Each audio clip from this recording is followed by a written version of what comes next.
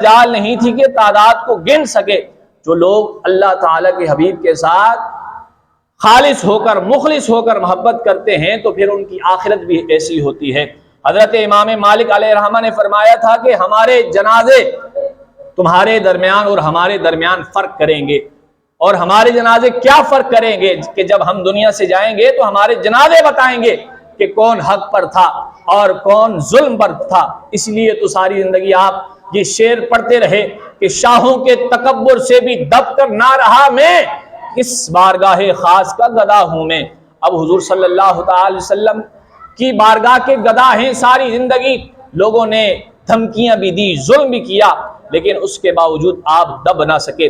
امیر المجاہدین نے اپنی کتاب تعلیلات خادمیہ کے شروع میں ایک جملہ لکھا ہے، اور وہ جملہ بہت ہی قابل غور ہے۔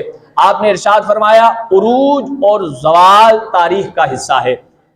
عروج اور زوال انسان کو عزت بھی ملتی ہے، بلندیوں میں بھی جاتا ہے اور بلندیوں سے نیچے بھی آتا ہے۔ فرمایا یہ ایک تاریخ کا حصہ ہے، اور جو قومیں دور انحطاط میں اپنی افکار و نظریات پر سختی سے کار بند رہی، ان کو دوبارہ عزت و وقار حاصل کرنے میں اور سر بلند ہونے میں دیر نہیں لگتی۔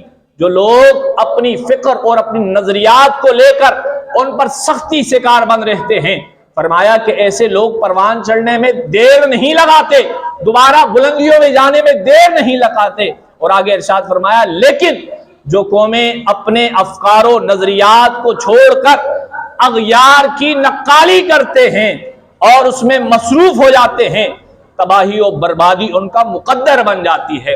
یعنی کہ اغیار کی نقالی کرنے والے، یورپ کو دیکھ کر اپنے گھر کا ماحول بدلنے والے، یورپ کو دیکھ کر مغربی تہذیب کو دیکھ کر اپنی تعلیم کے سسٹم کو بدلنے والے، فرمایا ایسے لوگوں کی ہمیشہ کے لیے تباہی اور بربادی ان کا مقدر بن جاتی ہے۔ اور حضرت خادم حسین رضی اللہ عنہ نے یہ جملے ارشاد فرما کر یہ بتا دیا کہ ہمیشہ حالات جیسے بھی ہو، جیسے بھی کیوں نہ ہو، کبھی تم نے غیروں کا طریقہ نہیں اپنانا، اغیار کی نقالی نہیں کرنی، جو کرتا ہے اسے کرنے دو۔ آج مسلم حکمران فلسطین پر ظلم ہو رہا ہے، سب سوچتے ہیں، مذمت کرتے ہیں، مذمت کرنے سے کچھ نہیں ہوتا۔ وہ ڈاکٹر عارف علوی جو صدر پاکستان ہے، دانتوں والا ڈاکٹر، وہ کہتا ہے کہ امت مسلمہ کمزور ہے۔ ارے امت مسلمہ کمزور نہیں، تمہارا ایمان کمزور ہے، تم نے امت سے مذاق بنایا ہے۔ آج بھی اس امت میں ایسے لوگ موجود ہیں جو بغیر ساز و سامان کے، بغیر ہتھیار کے کسی بھی کافر کے ساتھ جہاد کرنے کے لیے تیار ہیں، لیکن ظاہر ہے جن کی تربیت جیسی ہوئی ہو انہوں نے ویسا ہی بکنا ہے۔ ارے وہ ڈاکٹر عارف علوی یہ کہتا ہے کہ مسلم امہ کمزور ہے، ان کے پاس طاقت نہیں کہ وہ فلسطینیوں کی مدد کرے۔ ارے ان کے پاس طاقت موجود ہے، تمہارا ایمان کمزور ہے۔ اور رسول اللہ صلی اللہ تعالی علیہ وسلم نے ارشاد فرمایا انسان جو ہے وہ ساز و سامان پر، ہتھیار کی بنا پر جہاد نہیں کرتا، بلکہ وہ ایمانی قوت کے ساتھ جہاد کرتا ہے۔ جب تک ایمان باقی ہے، ایمان سلامت ہے، تو اس وقت تک انسان جو ہے کسی بھی شخص کے ساتھ جہاد کرنے سے کتراتا نہیں ہے، ڈرتا نہیں ہے، چاہے آگے جیسے بھی حالات موجود ہوں۔ آج 57 اسلامی ممالک موجود ہیں، لیکن اس کے باوجود بھی اسرائیل کو کوئی دبا نہیں سک رہا۔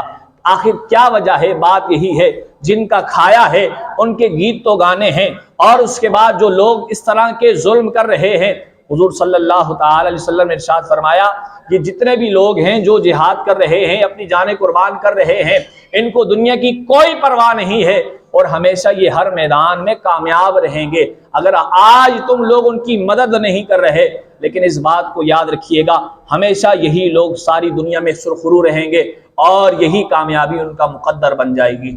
دعا ہے کہ اللہ تعالیٰ عمل کی توفیق عطا فرمائے۔